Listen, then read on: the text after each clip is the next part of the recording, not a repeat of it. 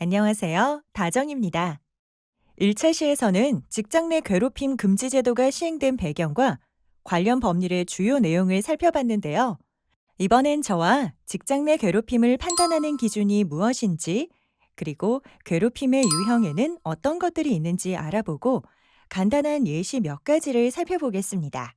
지난 차 시에 나왔던 부분이죠. 제가 없어도 다 듣고 있답니다. 근로기준법에 있는 직장 내 괴롭힘의 정의인데요.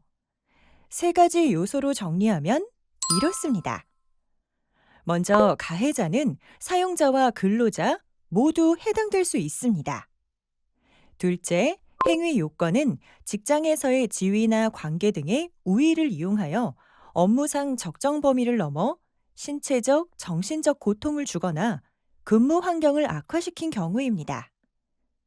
셋째, 범문헌에는 없지만 행위 장소를 생각해 볼 수 있습니다. 사업장 내에서뿐만 아니라 회식, 행사, SNS, 온라인 공간까지도 모두 포함됩니다. 하나씩 살펴보겠습니다. 먼저 가해자입니다. 지난 2017년 실시한 설문조사 결과인데요. 임원이나 경영진을 포함한 상급자에 의한 괴롭힘이 가장 많았습니다. 동료에 의한 괴롭힘도 15.7%로 사용자와 근로자 모두 괴롭힘 가해자가 될 수 있다는 걸 알 수 있습니다. 이때 사용자란 당연히 근로기준법상의 사용자를 의미합니다. 사업주뿐만이 아니라 대표이사, 지배인 같은 사업 경영 담당자 또는 인사 담당 임원이나 공장장처럼 근로자에 관한 사항에 대해 사업주를 위해 행위하는 자를 모두 포함합니다. 여기서 문제. 사용 사업주가 파견 근로자를 괴롭힌 경우에도 직장 내 괴롭힘이 적용되는지 궁금하실 수 있는데요. 정답은 파견법에서 파견 사업주와 사용 사업주 모두를 근로기준법상 사용자로 보고 있기 때문에 사용 사업주에 의한 괴롭힘도 직장 내 괴롭힘에 해당될 수 있습니다. 사용자뿐 아니라 근로자에 의한 직장 내 괴롭힘도 발생할 수 있습니다. 여기서 말하는 근로자에는 상급자뿐 아니라 동료, 부하 직원 등도 모두 포함됩니다. 지금까지 가해자 요건을 살펴봤고, 다음은 행위 요건을 살펴보겠습니다. 행위 요건에서는 아래 세 가지가 모두 충족돼야 합니다. 하나씩 살펴보겠습니다. 먼저 직장에서의 지위나 관계 등의 우위를 이용해야 합니다. 우위성이란 괴롭힘에 저항하거나 거절하기 어려운 관계를 말하기 때문에 일반적으로 생각하는 직급의 우위뿐 아니라 우위가 인정될 수 있는 모든 관계를 살펴봐야 합니다. 따라서 수적으로 많은 것도 우위 요건이 될 수 있습니다. 그 밖에도 정규직, 비정규직처럼 계약 관계의 차이, 인사, 감사 부서 등의 직무 차이, 사장님의 대학 후배처럼 개인적 속성으로 비롯된 직장 내 영향력이나 노동조합이나 직장협의회 가입 여부 등도 고려될 수 있습니다. 관계의 우위성은 이런 모든 요소들을 종합적으로 판단해야 하기 때문에 상대적이라고 할 수 있습니다. 이는 사업장 내 통상적인 사회적 평가를 바탕으로 하지만 달리 봐야 할 특별한 사정이 있는지도 꼭 판단해 봐야 합니다. 행위 요건 두 번째입니다. 업무상 적정 범위를 넘는 행위여야 한다는 것입니다. 이 개념은 업무 관련성과 적정 범위 두 가지를 살펴봐야 하는데요. 먼저 업무 관련성에 대해서는 실제 업무 수행 중에 일어난 일이 아니더라도 업무 수행에 편승해서 이뤄졌거나 업무 수행을 빙자해서 발생한 것이라면 업무 관련성이 인정됩니다. 또한 적정 범위에 대해서는 업무상 필요하지 않거나 필요성은 인정되더라도 행위가 사회 통념상 적절하지 않다면 적정 범위를 넘었다고 봐야 합니다. 업무상 적정 범위의 판단을 행위 유형별로 좀 더 살펴보면 첫째, 사적인 용무를 지시하는 것은 당연히 업무상 필요성이 없겠죠. 둘째, 따돌림이나 의도적인 업무 배제 역시 사회 통념을 벗어난 행위로서 업무상 적정 범위를 넘어선 행위로 인정이 가능합니다.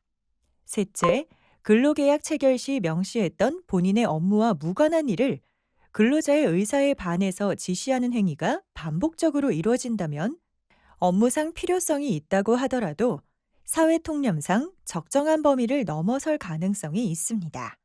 넷째, 업무상 긴급하고 불가피한 사정이 없는데도 물리적으로 필요한 최소한의 시간마저 허락하지 않고 이를 급하게 완성하라고 지시하는 경우도 사회통념상 적정 범위를 넘는 것으로 볼 수 있습니다. 마지막으로 업무에 필요한 기본적인 비품이나 업무망 아이디를 제공하지 않는 경우에도 원활한 업무 수행을 방해하는 것이기 때문에 괴롭힘으로 판단될 수 있습니다.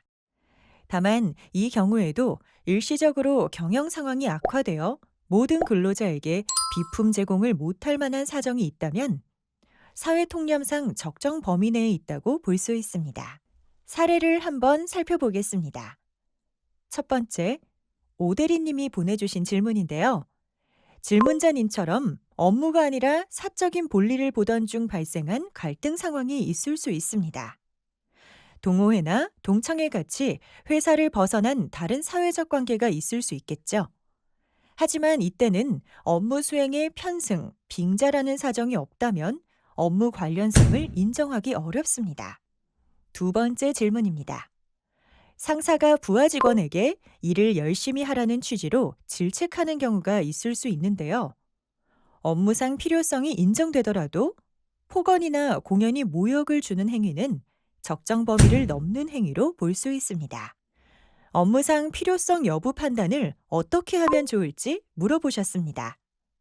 답변 드리면 근로계약, 단체 협약, 취업 규칙에서 정한 직무의 내용이나 근로자의 권리와 의무 조항 등을 기준으로 판단할 수 있을 겁니다. 행위 요건 세 번째입니다. 가해자가 피해를 주려는 의도가 없었다고 하더라도 피해자가 신체적, 정신적 고통을 받았거나 근무 환경이 악화되었다면 직장 내 괴롭힘에 해당됩니다. 다만 일반적이고도 평균적인 사람의 입장에서 신체적, 정신적 고통이나 근무 환경의 악화가 발생할 수 있다는 점이 인정되어야 하고 피해가 발생할 것 같다는 가능성에 그치는 게 아니라 실제로 피해가 발생해야 합니다. 지금까지 직장 내 괴롭힘의 가해자, 행위 요건을 살펴봤는데요. 실제 직장 내 괴롭힘 판단에서는 지위나 관계 등의 우위성, 행위의 내용과 지속성, 업무상 필요성, 피해의 내용 등의 구체적인 사정을 종합적으로 고려해서 판단해야 합니다. 다만 그 개념만으로는 다양한 행위 유형들이 괴롭힘에 해당되는지 판단하기 어렵기 때문에 괴롭힘 유형을 크게 5가지로 나눠 살펴보겠습니다. 정신, 신체적 공격은 타인에게 언어적, 물리적 폭력을 직접적으로 행사하는 경우로 폭언, 폭행, 직장 내 성희롱 등이 이에 해당합니다. 부당한 인사조치는 공식적인 경영 전략이나 인사관리 제도를 활용한 괴롭힘을 말합니다. 대표적으로 징계, 전보, 성과관리 프로그램 등이 있고 휴가 사용이나 육아휴직 후 동일 업무 복귀 등 법이 정한 권리를 제한하는 것도 여기에 해당할 수 있습니다. 부당한 업무 요구는 업무상의 필요나 근로자의 능력과는 동떨어진 업무를 과다하게 또는 과소하게 부여하는 경우입니다. 사적인 심부름 등의 지시도 여기에 해당합니다. 인간관계의 분리는 업무나 업무 외적인 상황에서 특정 근로자를 다수와 분리시키는 행동입니다. 정당한 이유 없이 업무와 관련된 중요한 정보 제공 또는 의사결정 과정에서 배제시키거나 개인사에 대한 뒷담화 등을 하는 것도 인간관계의 분리에 해당합니다. 마지막으로 신상의 침해는 개인의 사적 영역에 대해 침해하는 것으로 근무 시간 중이라도 화장실 이용 등을 지나치게 감시하는 행위 등은 신상의 침해에 해당될 수 있습니다. 지금까지 직장 내 괴롭힘의 판단 기준과 대표적인 유형을 살펴봤는데요. 다음 차시에서는 실제 사례를 바탕으로 직장 내 괴롭힘 여부를 판단해 보도록 하겠습니다. 그럼 이만 물러갑니다.